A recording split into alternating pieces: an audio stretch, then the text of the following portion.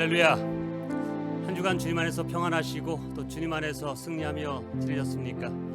우리가 살아가는 삶을 보면 정말 근심하고 두려워할 일이 많습니다. 그러나 주님께서 우리에게 약속하신 것처럼 두려워하지 말아라, 놀라지 말아라, 내가 너를 지켜주겠다, 너에게 필요한 힘과 은혜를 주겠다라고 하는 약속의 말씀을 우리가 붙잡고 나가기 원합니다. 이 시간에 아무것도 염려하지 말라. 주님 다시 오실 때까지 내가 주님을 사모하며 주님의 뜻대로 살아가겠습니다. 그 마음 가지고 이 시간에 주님 앞에 찬양으로 예배드리기 원합니다.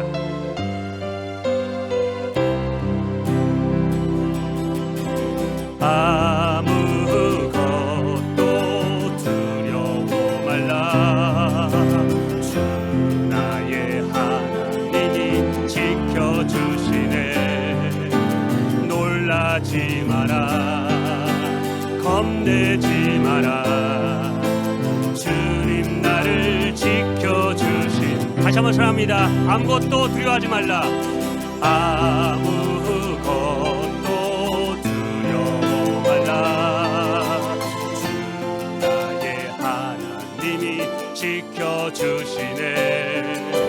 놀라지 마라, 겁내지 마라. 주님 나를 지켜주시네. 내 맘이 힘에 겨워 지칠지라도 주님 나를 지켜주시네. 세상의 험한 풍파 몰아칠 때도 주님 나를 지켜주시네. 주님은 나의 산성, 주님은 나의 요새, 주님은 나의 소망, 나의 힘이 되신 여호와. 아무것도 두려워 말라. 아무것도 두려워 말라. 주 나의 하나님이 지켜주시네. 놀라지 마라, 겁내지 마라. 주님 나를 지켜주시네. 내 맘이 힘에 겨워 지칠지라도, 내 맘이 힘에 겨워 지칠지라도 주님 나를 지켜주시네. 세상의 험한 풍파 몰아칠 때도 주님 나를 지켜주시네. 우리 믿음의 오른손들어 고백합니다. 주님은 나의 산성, 주님은 나의 요새, 주님은 나의 소망, 나의 힘이 되신 여호와. 주님은 나의 산성, 주님은 나의 산성, 주님은 나의 요새, 주님은 나의 소망, 나의 힘이 되신 여호와. 다시 한번 큰 소리로 고백합니다. 주님은 나의 산성, 주님은 나의 산성, 주님은 나의 요새, 주님은 나의 소망, 나의 힘이 되신 여호와. 주님 다시 오실 때까지 나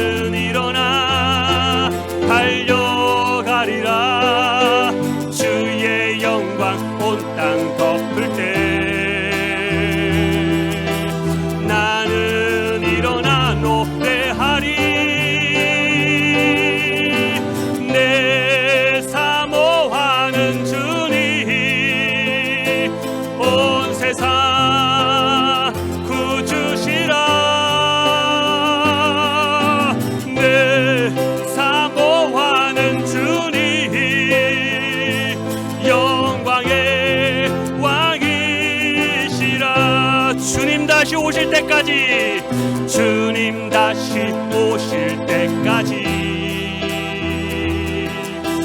나는 일어나 달려가리라. 주의 영광 온 땅 덮을 때 나는 일어나 노래하리. 우리 두 손 들어 찬양할까요? 내 사모하는 주님, 내 사모하는 주님, 온 세상 구주시라.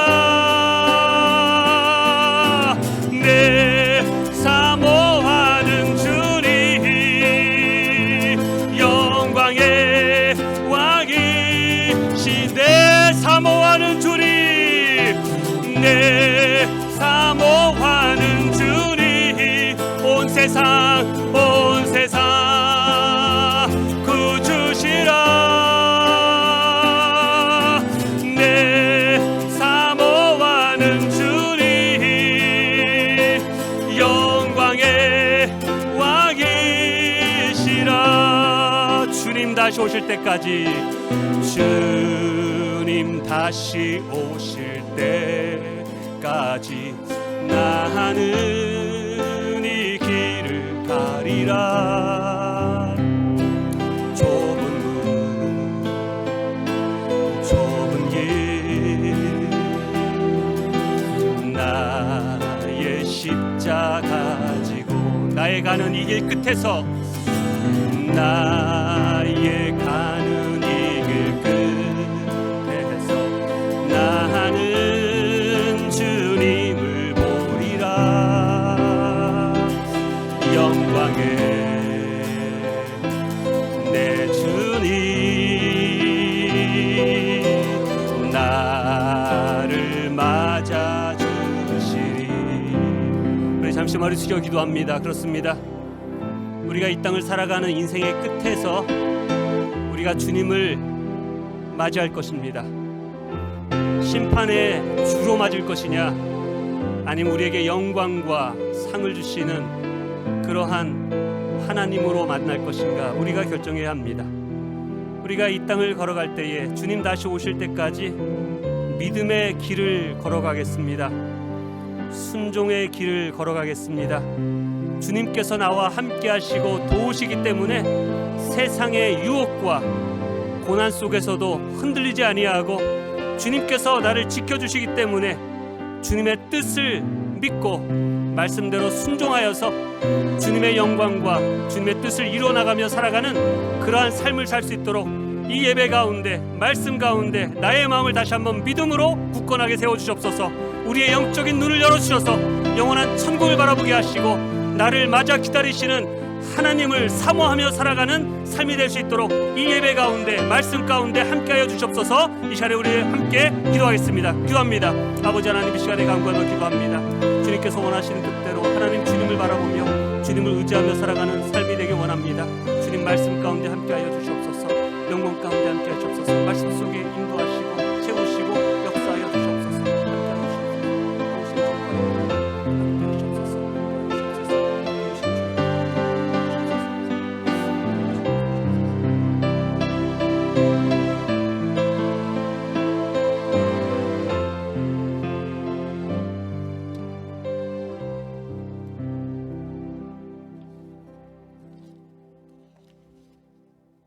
천지를 지으시고 우리를 창조하시어 친히 다스리시는 창조주 하나님을 찬양하고 경배합니다.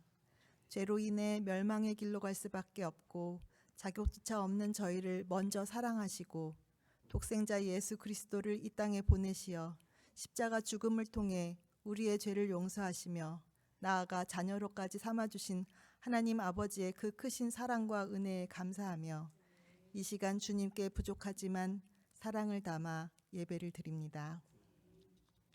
지난 한 주간을 돌이켜보니 하나님을 사랑한다고 하면서도 영적인 것, 하늘의 것보다는 육체적인 것, 바로 눈앞의 것에 관심이 훨씬 더 많았고, 작은 시험이나 조그만 어려움을 만나기라도 하면 금방 길을 잃고 믿음을 잃고 근심하고 염려하였으며, 주님의 말씀보다는 사람들의 말에 더 귀를 귀를 기울이며 위로와 격려가 아닌 상처로 인해 힘들어했습니다.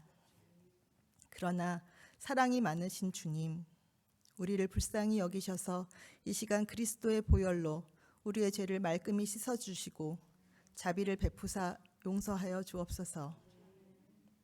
그리고 오늘 말씀을 들을 때 성령의 도우심으로 깊이 깨달아 하나님의 부르심을 입은 자, 즉 하나님을 사랑하는 자로서 부끄럽지 않은 삶을 살도록 인도하여 주옵소서.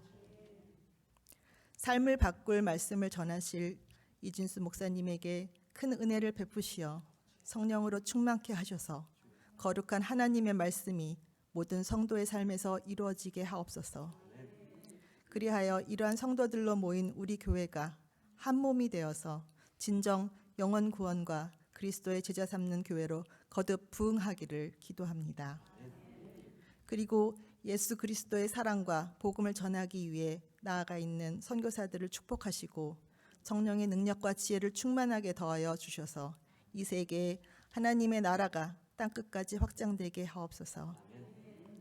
이 시간 드리는 예배의 모든 것이 오직 하나님만을 영화롭게 하기를 바라며 모든 말씀 예수 그리스도의 이름으로 기도드립니다. 아멘.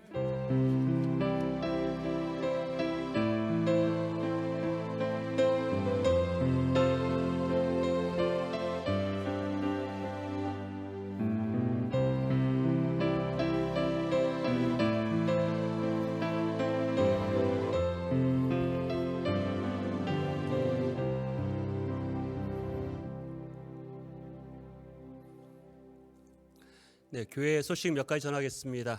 오늘 역사적인 날이 될 것 같습니다. 그동안 우리가 식사를 못했었는데 예배 후에 식사가 좀 준비되어 있습니다. 그래서 우리가 식사하는 펠로우십에 가시면은 책상을 좀 이렇게 넓게 자리를 좀 잡았습니다. 그래서 편한 곳에 함께 식사하시고 또 아직까지 식사하는 게 조금 마음에 불편하신 분들은 그대로 집도 가셔도 괜찮습니다. 그래서 그렇게 하시고 또 예배 후에 또 식사 후에 또 정리하실 분들 좀 자원자가 필요합니다. 그래서 나가시면 게시판에 원하시는 주에 2분씩 이름을 좀 적게 되어 있습니다. 자원하셔서 뭐 식사도 간단하게 설거지하지 않게 아마 준비하시는 것 같습니다. 그래서 간단하게 준비할 수 있도록 자원해 주시면은 감사하겠습니다. 그리고 저희 마스크는 예배 시간에는 저희가 함께 아직까지 조금 더 조심해야 되기 때문에 일단 예배 시간에는 저희가 마스크를 그냥 되도록이면 착용해 주시는 것으로 좀 부탁을 드리겠습니다.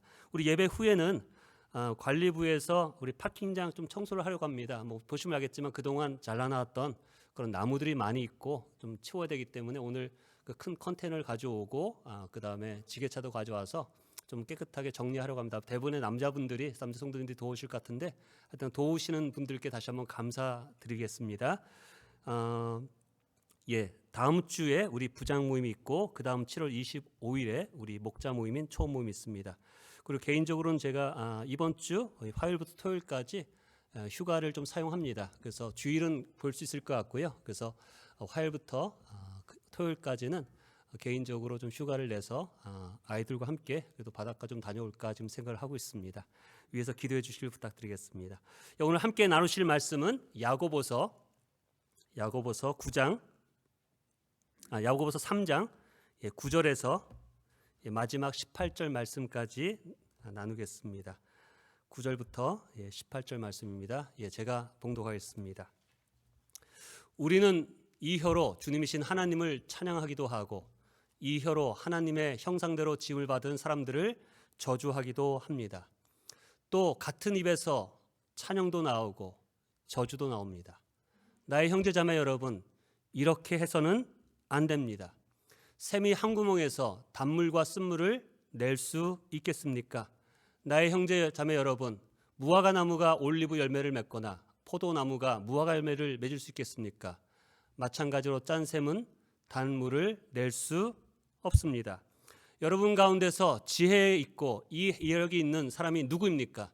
그러한 사람은 착한 행동을 하여 그의 행실을 나타내 보이십시오. 그의 일은 지혜에서 오는 온유함으로 행하는 것이어야 합니다. 여러분 마음속에 지독한 시기심과 경쟁심이 있으면 자랑하지 말고 진리를 거슬러 속이지 마십시오. 이러한 지혜는 위에서 내려온 것이 아니라 땅에 있는 것이고 육신에 속한 것이고 악마에게 속한 것입니다. 시기심과 경쟁심이 있는 곳에는 혼란과 온갖 악한 행위가 있습니다. 그러나 위에서 오는 지혜는 우선 순결하고 다음에는 평화스럽고 친절하고 온순하고 자비와 선한 열매가 풍성하고 편견과 위선이 없습니다. 정의의 열매는 평화를 이루는 사람들이 평화를 위하여 그 씨를 뿌려서 거두어들이는 열매입니다. 아멘. 기도하겠습니다. 아버지 하나님, 이 시간에 하나님의 백성들이 하나님의 말씀에 귀를 기울입니다.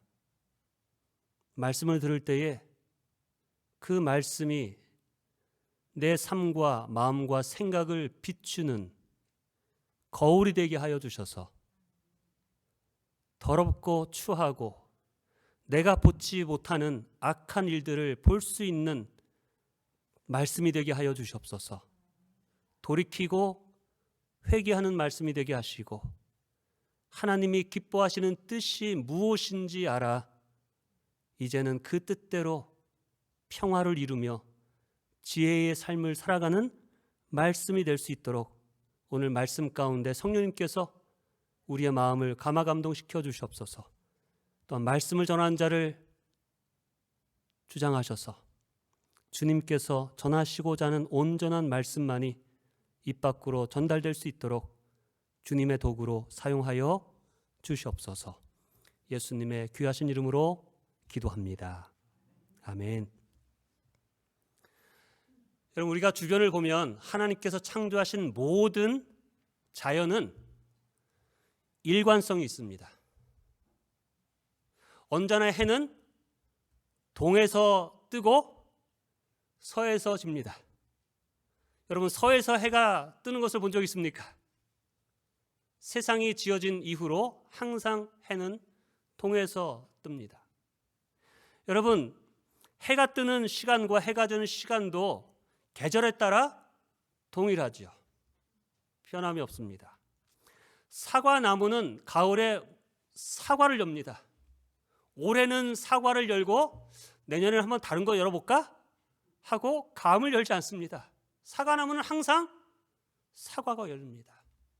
그렇기 때문에 그 사과나무에서는 사과가 열릴 거라는 것을 우리가 압니다. 여러분, 강에서 태어나 바다로 간 연어는 때가 되면 바다에서 다시 태어난 강으로 언제나 다시 돌아옵니다. 이때쯤이면 돌아올 때가 됐다라고 하면 그때에 맞춰서 돌아오지요. 여러분, 세상의 모든 하나님이 만드신 창조물들은 하나님의 법칙에 따라 일관성 있는 모습을 항상 보여주지요. 그런데 하나님께서 창조하신 창조물 중에 일관성을 보이지 않는 단 하나의 존재가 있습니다. 그게 뭘까요? 바로 저와 여러분들이에요. 오직 인간만이 일관성이 아닌 이중성을 보이고 삽니다. 오직 인간만이 겉과 속이 다른 모습을 보이며 삽니다. 보십시오. 속으로는 누군가를 미워하는데 만나면 얼굴에 미소를 짓습니다. 속으로는 많이 아파하는데 아픈 척 하지 않죠. 아무런 일 없는 것처럼 삽니다. 어떤 일을 했는데 안 한 척하고 삽니다. 알고 있는데, 기억하고 있는데 기억하지 못한 척 모른다라고 합니다. 좋을 때는 간이라도 빼줄 것 같은데 조금 내 마음에 상하게 하면 등을 돌리고 원수처럼 지냅니다. 위선, 그래서 사기, 거짓말, 위조, 배신이라는 말들이 오직 사람들이 살아가는 관계 속에서 나오는 말들 아닙니까? 여러분, 우리가 가지고 있는 이러한 이중성은 혈액형 때문도 아니고 성격 탓도 아닙니다. 바로 우리 안에 뭐가 있기 때문에? 죄성이 있기 때문이죠. 죄의 성품 때문에 우리는 그 죄의 모습으로 있는 척, 없는 척, 속과 겉이 다른 모습으로 살아가죠. 그런데 세상은 이런 이중성을 보이는 것을 그냥 당연하게 생각하고 살아갑니다. 아니, 어떤 사람들은 그런 이중성을 보이고 살아가는 것을 융통성이다, 세상의 지혜다, 그렇게 해야지만 살아남을 수 있다, 이길 수 있다, 보복할 수 있다 라는 것으로 포장해서 우리로 하여금 그렇게 살아가는 것을 부추깁니다. 누가 부추기는 것입니까? 사단이 하는 것이죠. 그러나 하나님께서는 구원받은 우리들, 성도들을 향해서 말할 때 너희들은 일관성 있게 살라라고 얘기를 합니다. 진실하게 살라라고 하죠. 정직하게 살라라고 말씀합니다. 왜냐하면 우리가 믿는 하나님은 일관성이신 하나님이시죠. 변치 않으시는 하나님이십니다. 이 말했다가 저 말하시는 하나님이 아니시죠. 지금 사랑했다가 나중에는 원수처럼 미워하는 하나님이 아니시죠. 우리의 편이 되어주셔서 변치 않는, 끊임없이 포기하지 않는 사랑이 하나님이 우리 하나님 아니십니까? 하나님께서 그러하기 때문에 너희는 그러한 이중성을 보이며 살지 말고 너희가 죄성이 있지만 그것을 이기고 하나님의 성품으로 살아라, 성령의 능력으로 살아라 라고 우리에게 말씀하십니다. 우리가 가지고 있는 지체 중에 가장 일관성 없는 지체가 있죠. 그게 뭐겠습니까? 바로 이 혀입니다. 입이죠. 말입니다. 하나님께서는 오늘 말씀을 통해서 그 부분을 지난주에도 얘기했지만 오늘 말씀 속에서 다시 한번 우리에게 깨닫게 하십니다. 너희가 정말로 일관성 있게 가져야 할 부분이 바로 말이다, 혀다. 그래서 오늘 본문 11절과 12절에 일관성을 먼저 설명하기 위해서 이렇게 말씀하십니다. 11절과 12절 말씀입니다. 샘이 한 구멍에서 짠물과 쓴물을, 단물과 쓴물을 낼 수 있습니까? 나의 형제 자매 여러분, 무화과 나무가 올리브 열매를 맺거나 포도나무가 무화과 열매를 맺을 수 있습니까? 마찬가지로 짠 샘은 단물을 낼 수 없습니다. 여러분, 샘물은 오직 한 가지의 물만 낼 수밖에 없고 과일나무는 그 나무에 하나의 열매밖에 맺지 않는다. 자연은 그렇게 한다라고 말을 하고 있어요. 그런데 우리의 입은 어떻습니까? 9절에 이렇게 책망하고 계시죠? 9절 말씀을 보겠습니다. 우리는 이 혀로 주님이신 아버지 하나님을 찬양하기도 하고 하나님의 형상대로 지음받은 하나님의 사람들을 무엇하기도 합니다? 저주하기도 합니다. 오직 인간만이 한 입 가지고 하나님을 찬양한다고 하면서도 그 입으로 기도한다고 하면서도 그 입을 가지고 하나님의 형상대로 창조하신 하나님의 사람들을 저주하는 말도 하는 죄를 짓는다는 것입니다. 여러분, 이거는 다른 세상 사람들을 향해서 하는 말이 아니라 바로 예수를 믿는 지금 성도된 우리들을 향해서 주시는 말씀 아닙니까? 하나님을 믿는 자라면, 진정 하나님께 구원받아 하나님께 속한 자라면 더 이상 한 입으로 찬양과 다른 사람을 저주하는 말이 나와서는 안 된다는 것입니다. 동의하시면 아멘. 저주가 무엇입니까? 저주가 뭐죠? 누군가 잘 안 되기를 바라는 마음과 행동이죠. 누군가 안 됐으면 좋겠다. 우리 한국 사람들 말해서 지금 저 인간 못하면 좋겠다? 그랬으면 좋겠다. 누군가를 미워하는 마음으로 그 사람에게 재앙이나 불행이 일어나기를 바라는 마음과 말들이죠. 우리는 대부분 예의가 있기 때문에 입 밖으로는 내지 않지만 그 마음 안에는 그러한 저주하는 마음이 가득 찰 수 있다는 것입니다. 더 넓은 의미로 말하면 누군가를 향해, 상대방을 향해 하는 비난, 정죄, 사실보다 부풀린 부정적인 말들과 원망의 말들이 저주의 말이지요. 이렇게 생각하는 분들이 계시는 것 같아요. 나는 누군가를 그래 조금 미워하는 마음이 있을지라도 저주까지는 안 해. 여러분, 저주라는 것이 우리 옛날에 옛날 사극을 보면 정말 미워하면 어떻게 행동 못하고 어떡합니까?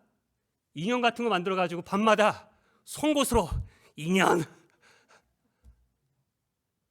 그거를 우리는 저주라고 생각합니다.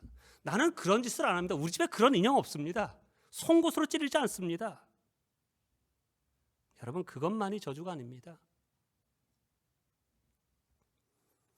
내가 별 생각 없이 던지는 말 가운데 저주의 말을 많이 합니다. 상대방의 참된 의도를 우리는 다 알지 못하죠.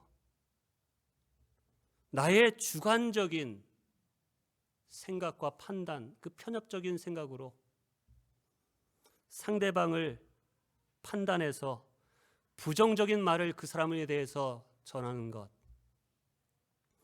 듣는 사람으로 하여금 그 사람에 대해서 부정적인 생각을 갖게 하는 것, 여러분, 그게 바로 저주의 말이 아니겠습니까?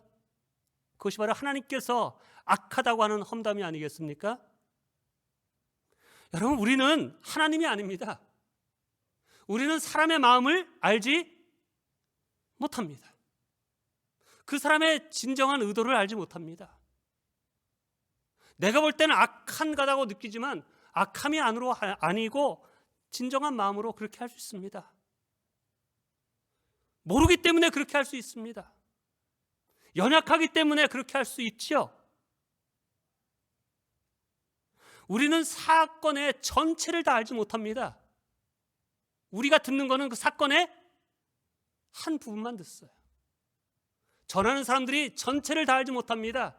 그 사람이 생각하는 주관적인 생각을 가지고 해석해서 전달을 하지요.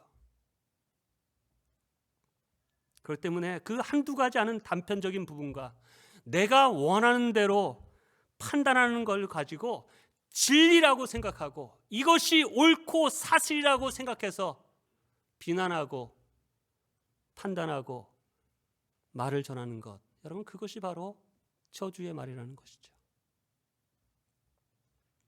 하나님께서는 지난주 말씀과 같이 우리의 입을, 우리의 혀를, 우리의 말을 제어하라 라고 명령하십니다.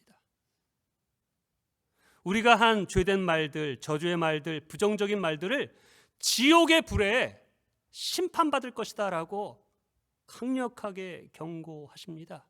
그리고 그 작은 말 한마디 때문에 하나님의 사람들이 불타버리고 망하고 하나됨이 깨어지는 그 일들을 무엇이 하느냐? 내가 한 말, 그 한마디로 인하여서 온 산이 불타는 것처럼 사단은 그 말을 통해서 역사한다라고 우리에게 알려주고 계시는 것입니다. 여러분, 우리 안에 죄성이 있기 때문에 이중적인 해서는 안 될 저주의 말이 쉽게 나오기 때문에 혀를 제어하라, 말을 다스리라 라고 말씀합니다. 다시 한번 우리의 입술에서 부정적인 말, 저주의 말, 누군가에 대해서 험담하는 말, 내 생각과 기준을 가지고 판단하는 그 말들이 끊어지고 오직 은혜의 말, 덕이 되는 말, 살리는 말, 칭찬의 말, 위로의 말이 터져나오는 그러한 우리 교회가 되기를 주님의 이름으로 축원합니다.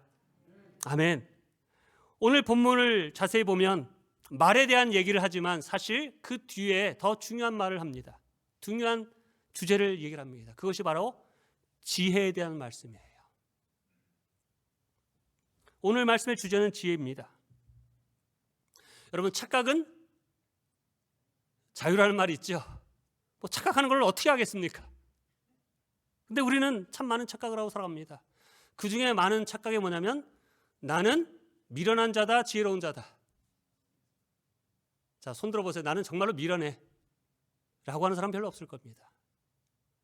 부부간에 배우자들끼리 살면서 내 남편은 나보다 정말로 지혜롭다, 아니면 내 아내는 나보다 정말로 지혜롭다 라고 생각하며 사는 분이 계십니까?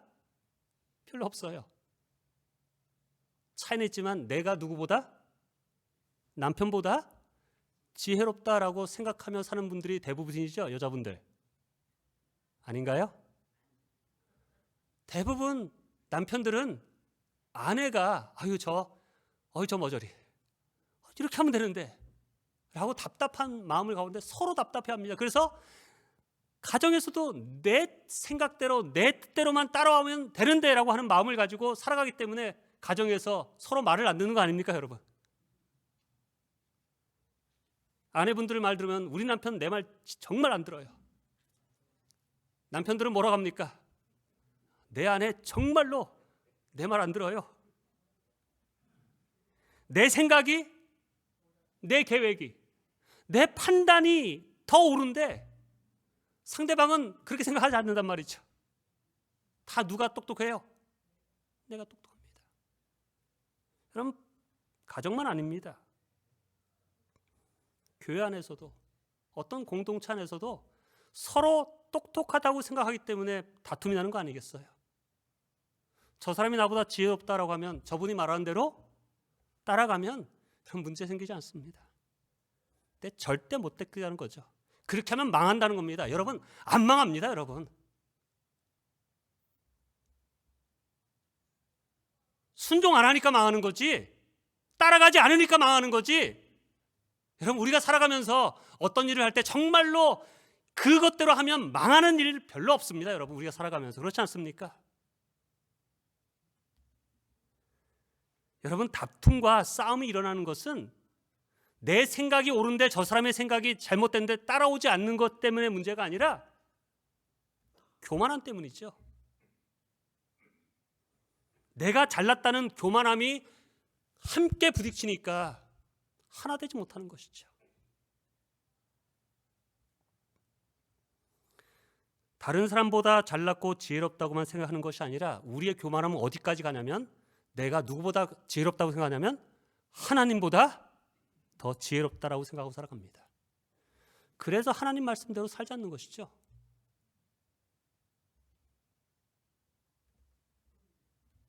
여전히 하나님보다 내 생각, 내 판단, 내 뜻이 지혜롭다고 생각하기 때문에 하나님께서는 이렇게 하라라고 하시는데 하나님, 그렇지만요, 지금 상황은 그렇게 하면 안 됩니다 라는 마음으로 살아가는 성도들이 얼마나 많습니까?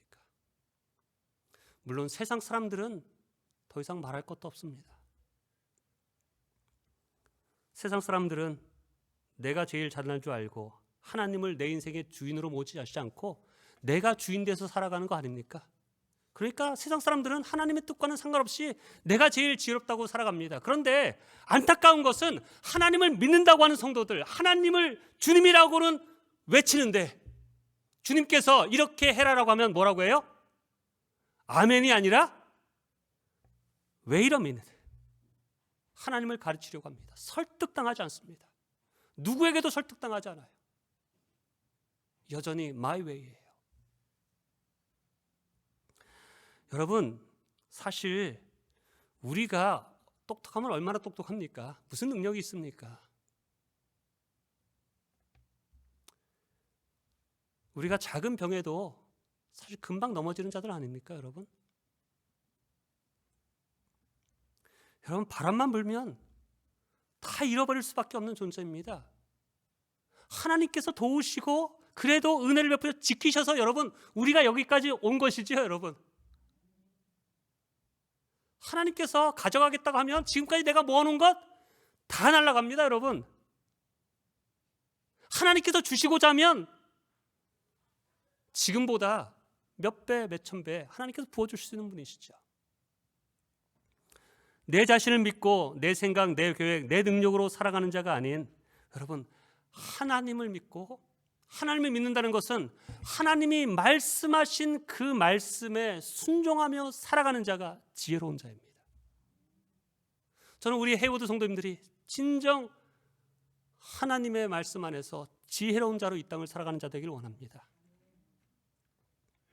그래서 야고보서 3장 13절에 여러분 가운데서 지혜 있고 이해력이 있는 사람이 누구입니까? 이렇게 질문합니다. 누가 지혜 있는 사람입니까? 라고 하나님께서는 야고보 사도를 통해서 질문하십니다. 그러한 사람은 무엇으로 나타내 보이냐면 착한 행실로 나타내 보이십시오. 지혜로운 자는 착한 행실로 그 지혜를 나타낸다는 것입니다. 그 일은 지혜에서 오는 온유함으로 행하는 것이어야 할 것입니다. 여러분, 지혜로운 자는 착한 행실로 드러나게 됐는데 그 착한 행실의 특징이 뭐냐? 온유함으로 나타나는 것이다라고 말씀하십니다. 다시 말해서 지혜로운 자는 어떠한 사람이에요? 온유한 자라는 것입니다.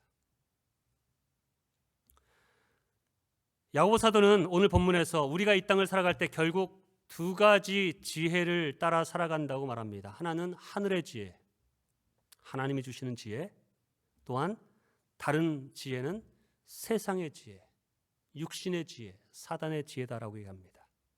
15절에 이것을 이렇게 표현합니다. 이러한 지혜는 위에서 내려온 것이 아니라 땅에 속한 것이고 육신에 속한 것이고 악마에게 속한 것입니다.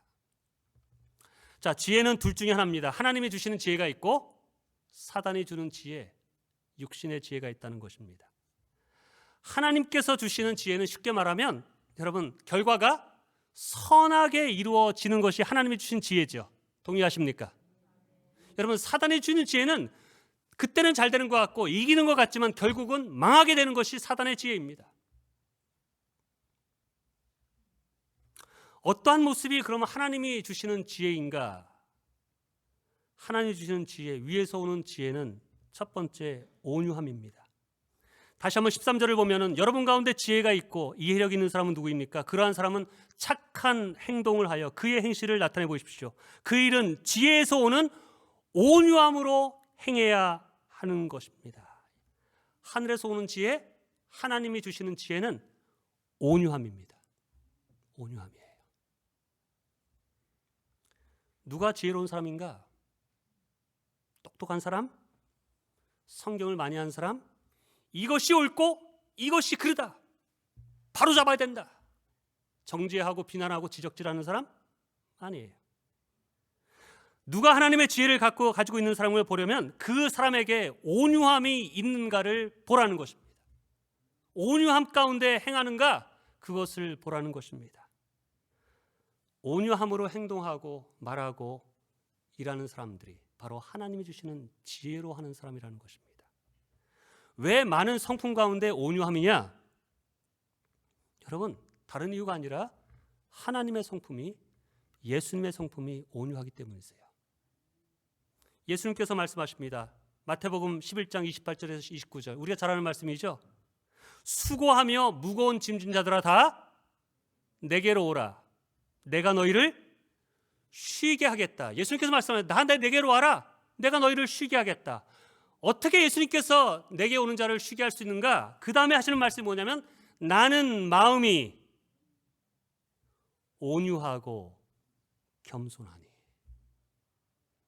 예수님 말씀은 내 마음은 온유하고 겸손하기 때문에 너희에게 쉼을 줄 수 있다라고 말씀하시는 거예요. 사실 온유와 겸손한 말이라는 것은 사실 동일하게 생각해도 무리가 없습니다. 온유한 사람이 겸손한 사람이죠. 예수님의 성품이 온유하고 겸손하기 때문에 그분에게 가까이 가면 우리는 마음의 쉼을 얻을 수 있습니다. 여러분 아는 많은 사람들이 있지 않습니까? 주변에. 그런데 함께 하면 마음에 쉼을 얻는 사람이 있죠. 그런데 가까이 있으면 그 사람하고 만나면 쉼이 아니라 화가 나는 사람이 있습니다. 누가 어떤 분이 같이 식사 한번 해요 하면 기쁜 사람이 있죠. 기대가 되는 사람이 있습니다. 그래 같이 만나야지. 만나면 기쁘고 행복하고 더 있고 싶어. 근데 누군가가 식사합시다 하면 어떻게 돼요? 저 사람이 왜 식사하자고 해? 안 하고 싶은데? 그때 내가 뭐가 있지 않을까? 피하고 싶은 사람이 있습니다. 그렇지 않습니까, 여러분?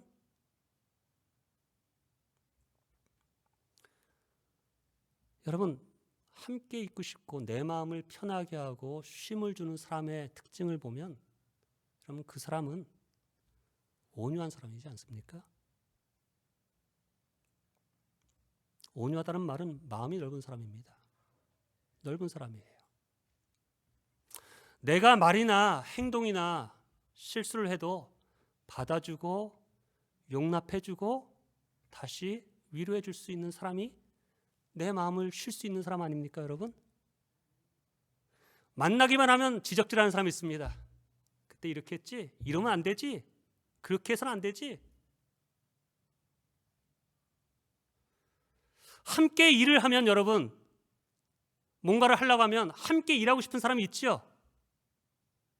그런데 함께 일하면 힘든 사람이 있습니다.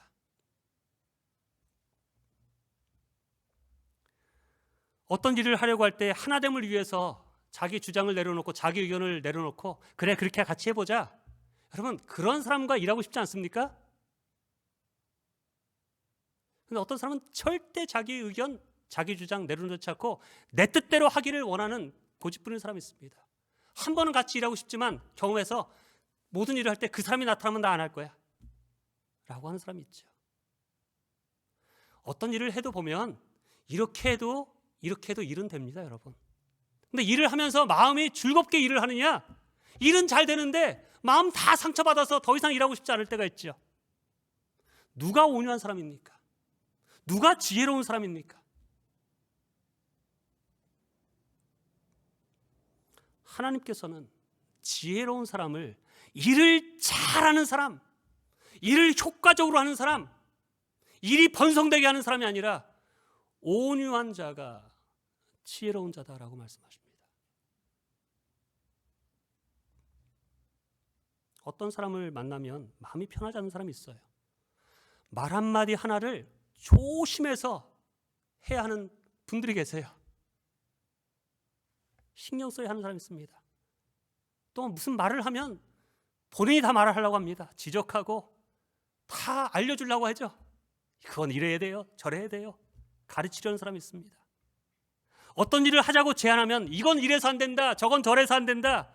부정적이고 새로운 것을 도전하려고 하면 이거는 해본 적이 없다, 이래서는 안 된다, 이렇게 되면 또 이런 문제가 생긴다. 하고 싶지가 않아요. 아무것도 만나고 싶지 않아요. 자기 뜻대로 안 되면, 자기 마음에 안 들면 감정이 터져가지고 폭발하는 사람들이 있습니다. 폭탄 같아요.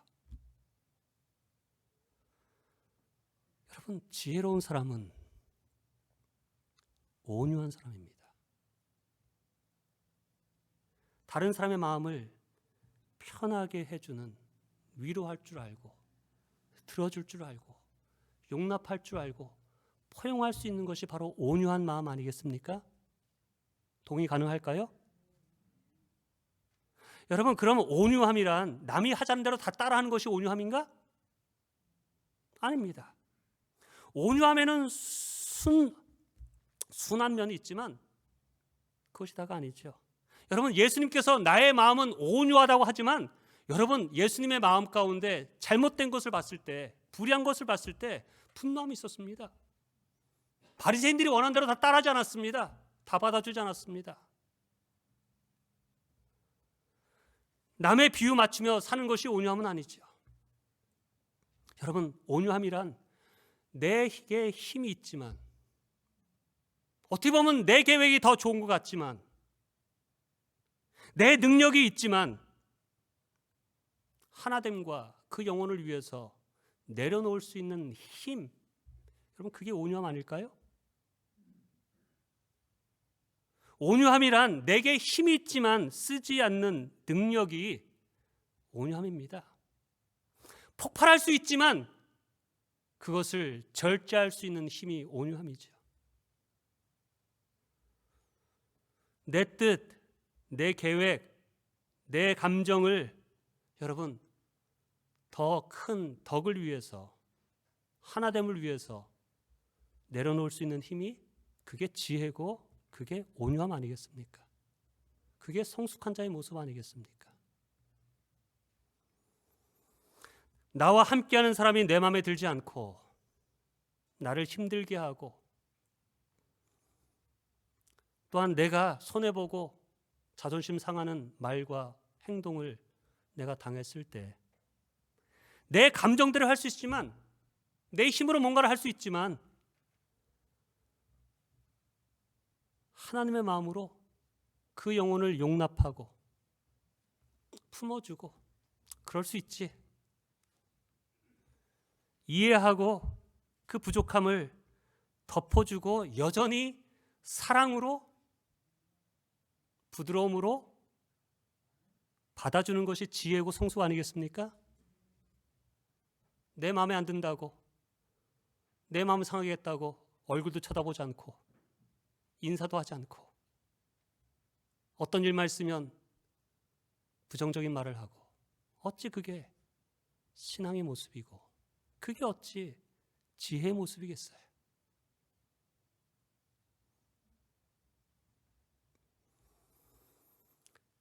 온유함의 최고의 모습은 예수님의 십자가죠. 예수님께서 힘이 없어서 십자가를 달리셨습니까? 정말로 죽을 죄를 졌기 때문에 그 십자가에 달리셨습니까? 그 고난을 당하셨습니까? 아닙니다. 온유함을 가지고 있기 때문에 그 십자가를 지신 것이죠. 하늘의 지혜, 하나님의 주시는 생각은 온유함입니다. 여러분, 그 온유함이 있을 때, 온유함의 지혜를 드러낼 때 나타나는 열매가 바로 평화입니다. 화목입니다. 18절 말씀을 보겠습니다. 정의의 열매는 평화를 이루는 사람이 평화를 위하여 그 씨를 뿌려서 거둬들이는 열매입니다. 하나님이 주시는 온유함을 따라 행동하면 무엇을 열매 맺느냐? 평화가 열매를 맺게 되는 것입니다, 여러분. 부부 안에서도 누군가가 온유함을 끝까지 지키면 그 가정에는 평화가 있죠. 근데 우리는 온유하지 않습니다. 그래서 내가 똑똑하기 때문에 다투죠. 맞서죠. 그와 반대로 사단의 지혜, 세상의 지혜, 육신의 지혜를 따라 살면 결국 다툼과 혼란이 일어난다라고 우리에게 분명하게 알려주십니다. 14절부터 15절 말씀입니다. 여러분 마음속에 지독한 시기심과 경쟁심이 있으면 자랑하지 말고 진리를 거슬러 속이지 마십시오. 이러한 지혜는 위에서 내려온 것이 아니라 땅에 속한 것이고 육신에 속한 것이고 악마에 속한 것입니다. 시기심과 경쟁심이 있는 곳에는 혼란과 온갖 악한 행위가 있습니다. 시기심, 미워함. 여러분 사실 사단의 지혜는 인간적인 기준으로 볼 때 하늘의 지혜보다 더 옳고 바른 것 같습니다. 여러분 잘못된 것이 있으면 누군가 나에게 잘못했으면 누군가 나를 아프게 했으면 바로 증책하고 바로 복수하고 가만두지 않고 시원하지요. 당연한 것 같습니다.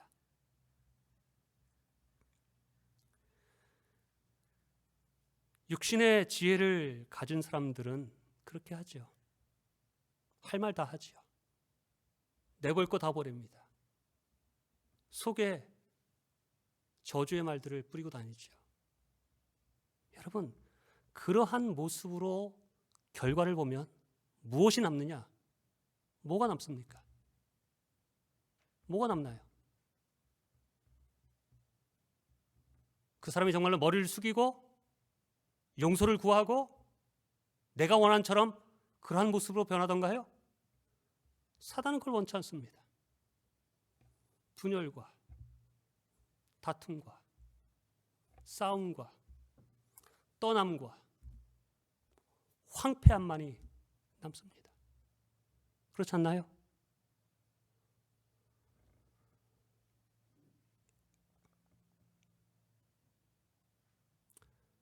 육신의 지혜를 가지고 행한 일들이나 말의 결과는 결과를 보면 남는 것이 다툼, 싸움, 벽이 생기고 미워하게 되어서 하나됨이 깨어지게 하는 것이죠. 그러한 것을 옳고 그름의 문제로 정의다라고 하는 말과 생각들을 사단이 주어서, 사실 그런데 그 속을 보면 정의와 옳고 그름이 아니라 오늘 말하는 지독한 시기심, 지독한 미움의 뿌리가 마음에 있어서 그렇게 하는 것인데 그걸 보지 못하게 합니다. 사단이 준 마음을 품고 행하는 그것이 바로 사단의 지혜, 세상의 지혜다라는 것입니다. 여러분, 우리가 자세히 돌아보면 우리가 그러한 모습으로 살아왔습니다. 겉으로는 정의, 옳고 그름, 바로잡아야 된다 라는 말을 하지만 그 깊은 마음 속에는 사단이 심어준 그 영혼을 미워하는 마음, 그렇지 않나요? 정말로 그 영혼을 사랑해서 바로 잡아주려면 온유함의 지혜를 가지고 나아가죠.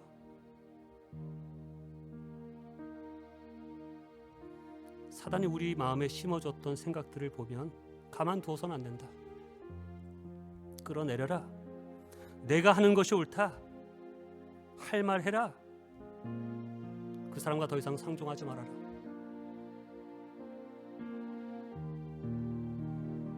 이런 생각들이 바로 사단이 주는 생각인 것을 깨달으시기를 주님으로 축원합니다.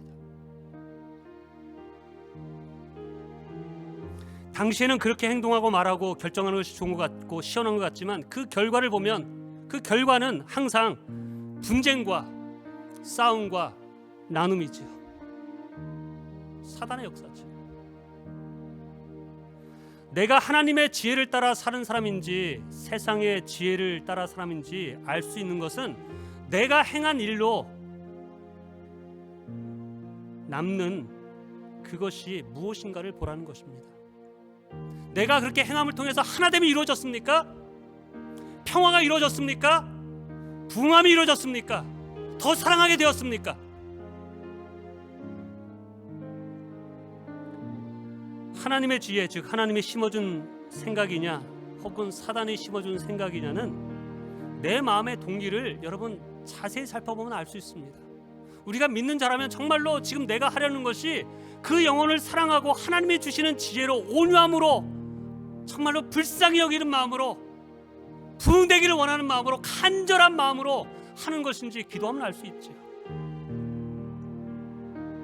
14절 15절에 여러분의 마음속에 지독한 시기심과 경쟁심이 있으면 자랑하지 말고 진리를 거슬러 속이지 마십시오. 스스로 속지 말라는 것입니다. 스스로 속이지 말라는 것이죠. 그것은 악마에게 속한 것입니다. 여러분, 하나님이 주시는 지혜 동기는 어떠한 마음인가? 17절을 다시 보시면 그러나 위에서 오는 지혜는 우선 순결하고 다음으로는 평화롭고 친절하고 온순하고 자비와 선한 열매가 풍성하고 평경과 위선이 없습니다. 이 말씀 한마디 한마디 다 전하려면 몇 주 걸리겠죠. 여러분, 하나님이 주시는 마음과 지혜는 무엇인가? 평화입니다. 하나님이 주신 지혜는 어떻게 하면 우리가 하나 될 수 있는가? 어떻게 화목할 수 있는가? 그 마음이 내 마음 가운데 있어서 하나님, 내가 어떻게 해야지 그 영혼과 화목할 수 있습니까? 하나 될 수 있습니까? 용납할 수 있습니까? 이거를 해결할 수 있습니까? 그것이 하나님이 주시는 지혜의 마음이에요. 성령의 마음이죠. 동의 가능할까요? 친절입니다. 친절함이 하나님의 지혜입니다. 여러분, 우리가 좋을 때는 친절하죠. 근데 뭔가 부딪히면 친절함은 다 사라지고 찬바람 불니다. 아니죠. 쉽지 않은 상황 속에서도 무례하게 대하지 않는 친절함을 드러내는 그것이 하나님이 주시는 마음이죠. 관용하는 마음이다라고 말합니다. 다른 사람의 실수와 부족함을 포용하고 너그럽게 이해하고 그 영혼을 다시 한번 품어줄 수 있는 그 관용의 마음이 하늘의 지혜지. 편파와 위선이 없는 것, 당을 짓고 내 편이냐 네 편이냐, 위선, 겉으로는 웃는데 속으로는 미워하고 있고 저주하고 있고, 그것이 없는 것이 하나님의 지혜요 하나님의 마음을 품고 사는 사람이다라고 얘기합니다. 이 말씀을 들으면서 나는 이 말씀 안에 걸리는 것 없다라고 하는 분은 아무도 없을 것입니다. 제 마음 가운데도 인간이기 때문에 미워하는 마음, 편치 않는 마음, 내 주관적인 편견 다 있죠. 우리가 말씀을 대하는 것은 오늘 말씀을 통해서 내 마음에 하나님, 다른 사람이 아니라 내 마음에 그러한 위선적인 마음, 편을 나누는 마음, 누군가를 시기하고 미워하고 밀쳐내려고 하는 마음, 부정적인 말, 이런 말들을 하는 것이 속아서 이것이 정인 줄 알고 그것이 바른 지혜인 줄 알고 살아가는 것을 깨닫게 하셔서 진정 하나님이 주시는 지혜가 무엇인지를 깨달아 하나님의 지혜로 평화의 열매를 맺게 하여 주시옵소서. 이것이 저와 성도님들의 기도가 되기를 주님으로 축원합니다. 하나님께 나아가는 자, 주님께서 우리를 힘을 주는 것처럼 나를 통해서 누군가가 나와 만날 때 나를 편하게 여기고 함께 일하기를 원하고 정말 순종하고 따라줄 수 있는 온유함으로 나의 것을 내려놓을 수 있는 그러한 마음을 내게 허락하여 주시옵소서. 그것을 통해서 진정 하나님께서 원하시는 하나됨을 이루고 내가 있는 자리가, 내가 있는 곳에서 평화가, 화평이, 하나됨과 기쁨의 열매들이 가득 찰 수 있는 그런 하늘의 지혜를 허락하여 주시옵소서. 그 지혜를 따라 살아가게 하여 주시옵소서. 그것이 저와 여러분들의 기도가 되기를 주님의 이름으로 축원합니다. 기도하겠습니다. 우리 시간에 기도할 때에 오늘 말씀대로 내가 지금 행하고 있는 일들, 내가 하는 말들, 이것이 화평을 이루는 순결하고 친절하고 온순하고 용납하는 하나님의 지혜를 따라 행하고 있는지, 아니면 사단의 지혜를 따라 속아서 행하고 있는지 깨닫게 하셔서 하늘의 지혜를 가지고 평화의 도구로 살아가는 자들 되게 하여 주시옵소서. 이 시간에 우리 주여 삼창하고 기도합니다. 주여, 주여, 주여. 아버지 하나님, 이 시간에 간구하며 기도합니다. 주님 도와주시옵소서. 하늘의 평강, 하늘의 은혜, 하나님 하나됨을 지켜나갈 수 있는 하나님의 사람 되기를 간절히 소원합니다. 주님 도와주시고 하나님, 우리의 마음속에 하나님이 주신 지혜로 온유함을 드러내게 하여 주시옵소서. 하나님, 진정 우리의 마음에 아버지 위선과 아버지 이중적인 생각과 아버지 하나님 사단이 원하는 아버지 때는 그 일들을 행하지 않는 입술이 되게 하여 주시옵소서. 그러한 말들이 나가지 않게 하여 주시옵소서. 그러한 마음이 하나님 세워지게 하셔서 오직 주님께서 기뻐하시는 하나님 영혼을 살리고 하나님의 교회와 영혼들을 사랑하고 한몸 되어 아버지 기쁨으로 주님의 뜻을 이뤄나갈 수 있는 평화의 도구가 되게 하여 주시옵소서. 아버지 들어주시옵소서. 하나님 기쁘시게 하는 되게 하여 주시옵소서. 의의 열매, 하나님의 원하시는 아버지 평화의 열매를 이루는 자로 아버지 나아갈 수 있도록 주여 인도하여 주시옵소서. 아버지 역사하여 주시옵소서. 아버지 함께하여 주시옵소서. 아버지 도우시고 인도하여 주시옵소서. 아버지 함께하여 주시옵소서. 아버지 하나님, 오늘 말씀이 우리의 마음과 생각과 우리의 모습을 비추는 거울이 되게 하셔서 하나됨을 깨트리고 하나님이 악하다고 하는 말과 행동을 하는 사단의 속임수에서 벗어나 오직 하늘의 지혜, 온유함으로 평화의 열매를 이루는 하나님의 사람 되게 하여 주옵소서. 내가 할 수 있지만 아버지 내려놓을 수 있는 능력을 허락하여 주셔서 내가 있는 곳이 내가 하는 말과 행동과 생각이 하나님을 기쁘시게 하는 하나됨을 이루고 기쁨과 쉼과 위로와 감사가 터져나오는 그러한 관계, 그러한 가정, 그러한 교회 되게 하여 주시옵소서. 예수님의 귀하신 이름으로 기도합니다. 아멘. 우리 위로의 말 한마디, 우리 지난주에 함께 했던 찬양이지만 우리 1절과 3절 찬양 우리 함께 나갑니다. 위로의 말 한마디, 긴장을 풀어두고 용서의 말 한마디 하디 치유를 가져옵니다. 겸손한 말 한마디 존귀히 여긴다고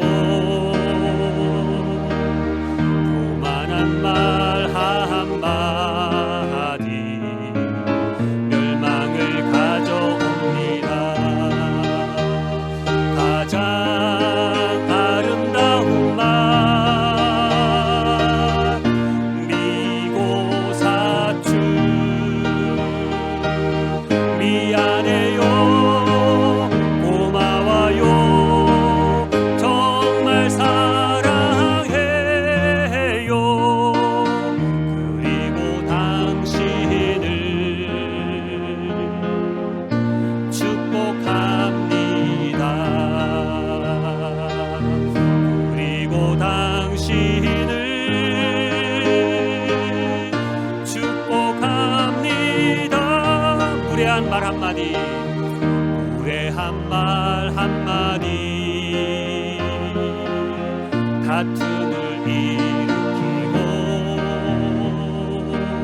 저주의 말 한마디 축복을 거둬갑니다.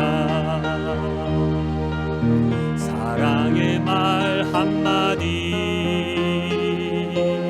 생명을 불러오고 생명의 말 한마디 사랑을 키워줍니다. 가장 아름다운 말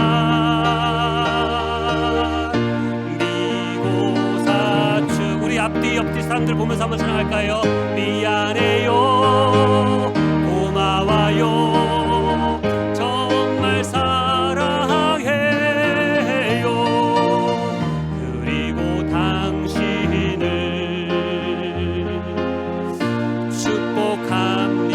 축복합니다. 그리고 당신을